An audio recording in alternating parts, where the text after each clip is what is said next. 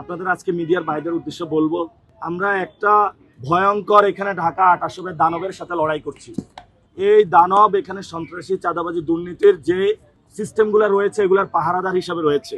এবং উনি গতকালকে আমরা বলেছিলাম যাতে অস্বীকার না করে, মানুষের সামনে রয়েছে, আবার অস্বীকার করেছে।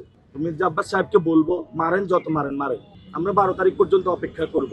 আমরা দরকার হয় আপনার পেটুয়া বাহিনী দিয়ে আমরা আমাদের লাশ ফেলে দেন, তারপর আমরা 12 তারিখ পর্যন্ত কিছু বলবো না, কারণ আমরা গণতন্ত্র রক্ষা করতে চাই।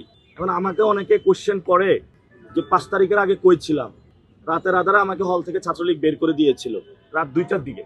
54 দিন সীমান্ত হত্যার বিরুদ্ধে শীতকালে রাজু ভাস্কর্যে বসেছিলাম। ছাত্রলীগের সময়ে কত নির্যাতনের শিকার হয়েছি, আমরা কখনো এগুলো মিডিয়ার সামনে বলতে যাইনি। যারা আপনার মিডিয়া হাউসে ক্যাম্পাসে অ্যাটলিস্ট কাজ করে প্রত্যেকটা লোক আমাকে চিনে, জানে আমরা কি লড়াইটা করেছিলাম।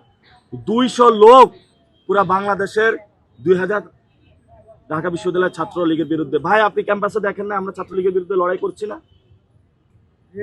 এখন আমরা এগুলা বলতে চাই না, এখন আমরা সমাজটা পরিবর্তন করতে চাই। এগুলা বলে যারা প্রোপাগান্ডা করে, আমরা তাদের সাথে হাত মিলাইতে চাই না, কোনো কিছু কাজ করতে চাই না। আমি আমার মতন কাজ করে যেতে চাই। অনেকে আমাকে বিয়াদব বলে, আমি যদি চাঁদাবাজি, দুর্নীতি, সন্ত্রাসীর বিরুদ্ধে দাঁড়ায় বিয়াদব হইতে পারে, আমার বিয়াদব হতে সমস্যা নাই।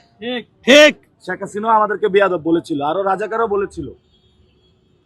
একই সিস্টেম তো আছে এখন। ভাই আপনারা মিডিয়া যারা আছেন প্লিজ আওয়াজ তুলুন, আমাদের এই সিস্টেম পরিবর্তন করতে হবে। আপনার মিডিয়া সেক্টরে কি হচ্ছে আপনারা জানেন, প্রত্যেকটা মিডিয়া হাউস দখল করে নিয়েছে।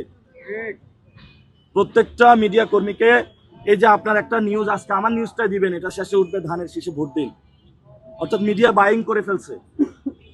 এটা কোনো কান্ট্রি? কিভাবে মিডিয়া হাউসগুলো চলতেছে, প্রশাসন কিভাবে চলতেছে।